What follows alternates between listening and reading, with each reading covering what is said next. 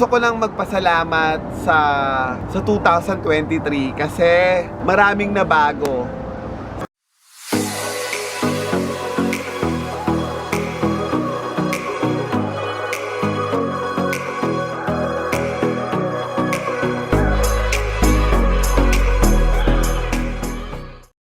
Goodbye UAE and hello Canada! Hi mga besh! Welcome back to my YouTube channel! So mga besh, itong video ito ay para sa huling vlog ko ngayong 2023 at gusto ko lang sa inyo na magpasalamat dahil sa walang suporta nyo na panonood ng aking vlog kahit na hindi masyado akong nag-a-upload na. Taon na talagang sobrang busy dahil alam nyo naman ang sitwasyon ko ay nandito na ako ngayon sa Canada. Ngayong 2023, sobrang bilis ng mga nangyari at yung iba masyado kong sinurprise dahil nga sa pagpunta ko ngayon dito sa Canada. At ako din medyo na-surprise ako mga besh dahil hindi ko na-expect na ganun kabilis. At sa dami din ng mga nagme-message sa akin sa Facebook, Instagram, YouTube, sa TikTok. Siyempre ngayon ko nasasagutin kung bakit nga ba ako nakapunta dito sa Canada. At ano ba ang naging pathway ko? Sino ba ang consultancy ko? Noon yung mga tanong na nare-receive ko, wala akong sinagot sa lahat ng mga tanong kasi hindi pa talaga ako ready na i-vlog ito kasi nandito pa rin ako sa sitwasyon na medyo mahirap dito sa Canada sa totoo lang. Pero kinakaya ko. Sabi ko nga sa mga kaibigan ko na nandito, ang hirap mag-move on sa 13 years ko sa UAE. And ang dami kong memories sa UAE talaga. Sobrang namimiss ko ngayon. Pero nandito na ako sa Canada. Sabi ko, kaya ko na lumaban at kaya ko na pagtagumpayan lahat para sa pangarap ko. Mga besh, sa totoo lang, hindi ganun kadali na magtrabaho kasi ang daming adjustment talaga. Unang-una, bahay, yung transportation, yung healthcare, medyo nag-aalangan ako lagi at kung ano-ano pa. Pero ganun pa man, nakakasurvive pa rin naman ako mga besh. Una-una mga besh, nakapunta ako dito dahil sa kaibigan ko dahil nag-work na din siya dito. And ano ba ang naging pathway ko? Ba't ako nakapunta dito? Mga besh, work permit ako nakapunta dito. At dala sa akin dito ay ang FMI. Comment ko na lang sa comment section yung email address kung gusto nyo mag-send ng CVs doon. Malay nyo, isa din kayo sa mapili na makapunta dito dahil ginrab ko na din tong opportunity to kasi nga maganda yung offer na binigay naman nila dahil wala akong ginastos mga besh. Nagulat din ako ang bilis ng mga pangyayari kung bakit nandito na ngayon ako sa Canada. At isa yon sa mga ipinagpapasalamat ko ngayong 2023 dahil pangarap ko talaga na makapunta dito sa bansang Canada. Kahit na medyo mahirap, pero iba rin kasi talaga pag pangarap mo mga beshe. Alam ko marami sa inyo na nangangarap na makapunta dito sa Canada. At isa din ako doon sa mga nangarap. Ilang araw na lang mga besh, matatapos na ang 2023. Kung babalikan yung mga nangyari sa akin, sobra ang mga pinagdaanan ko. Merong masaya, merong malungkot, pero pinatatag ako ng pananampalataya ko. Kasi yun na naman yung pinangahawakan talaga natin, yung pananampalataya natin sa Diyos. Hindi ganun kadali na desisyonan ang mga bagay na makakabuti talaga para sa atin. Pero siguro masasabi ko kung bakit ako nandito ngayon sa Canada ay dahil na rin sa ipinagpanata ko talaga to.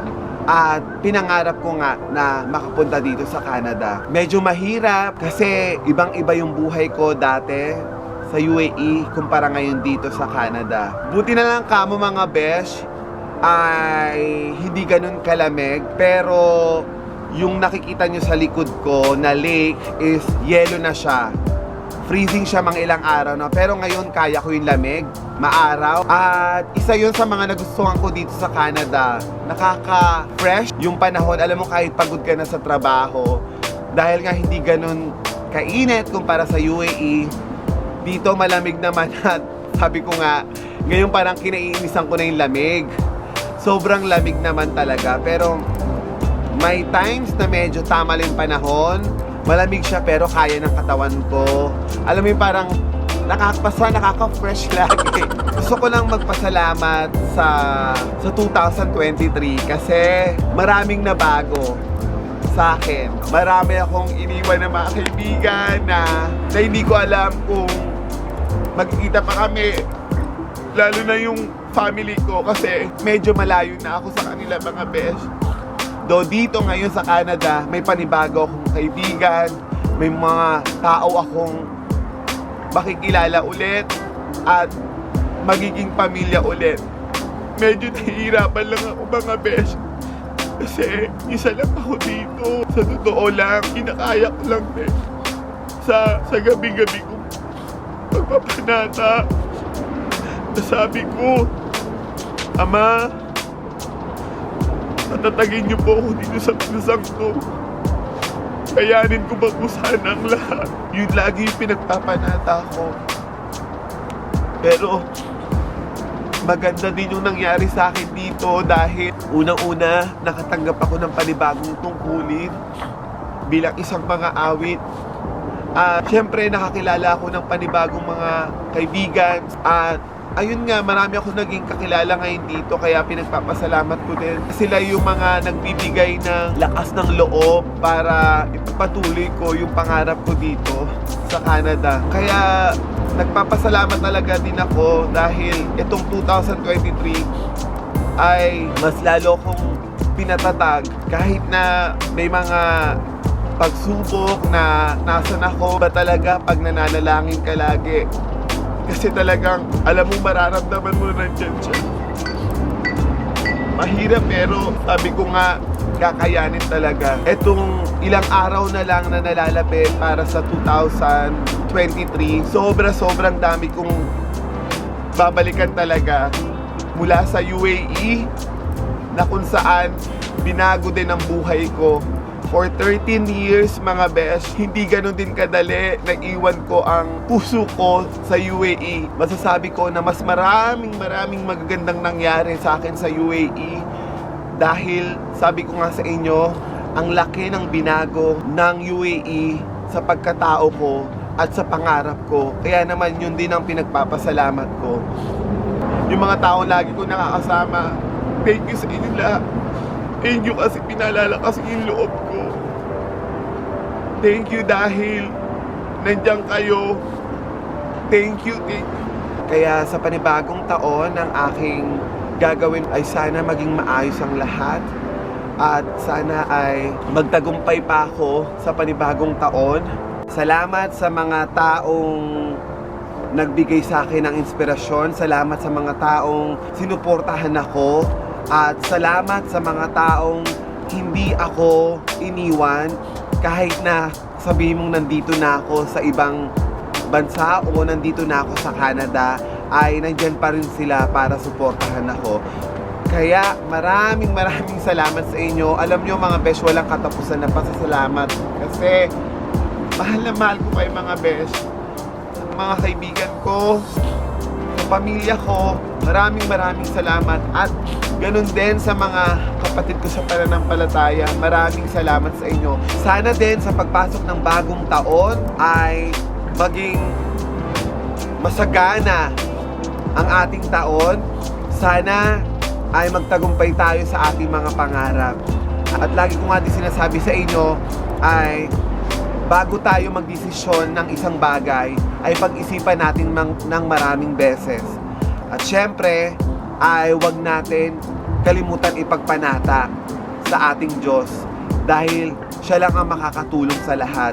Siya ang magiging sagot kung para sa atin ba ang isang bagay na ipagtatagumpay natin sa ating buhay. Happy New Year sa inyo mga besh! At asahan nyo sa panibagong taon ay makapag-upload ulit ako ng mga vlogs dito yan sa Canada. Kung pangarap nyo na makapunta dito sa Canada ay hindi imposible. Basta magtiwala lang tayo sa ating Diyos dahil alam naman natin siya ang makakatulong sa lahat. At ngayon ay kasalukuyan po ako na nagtatrabaho sa Pizza Hut as a food counter attendant. Okay naman lahat ng kontrata na ibinigay sa akin. Medyo dumarating din lang sa time na nahihirapan ako. Pero sabi ko nga sa inyo, may mga taong nakapaligid sa akin na nagbibigay ng lakas ng loob. At syempre, ang Panginoong Diyos ang isa sa mga nagbibigay lakas ng loob sa akin kung bakit ako nagpapatuloy dito sa bansang ito. Yung FMI, sobrang laki ng pasasalamat ko sa kanila kasi binigyan nila ako ng opportunity na makapunta dito ng maayos at magandang kinalalagyan. Maraming salamat sa lahat ng mga kapatid na tumutulong sa akin dito at salamat sa suporta nyo at sa inyo mga besh na laging sumusuporta sa aking YouTube channel. So, Happy New Year sa inyong lahat at sana talaga ay itong pagpasok ng 2024 ay lahat tayo ay maging masaya, maging successful sa lahat ng ating mga pangarap sa buhay. And of course, magpapaalam na ako sa aking vlog. Don't forget to like, share, and subscribe sa aking YouTube channel. Ganon din, follow nyo po ako sa aking social media account. Sana wag po kayong magsawa na sumuporta sa akin.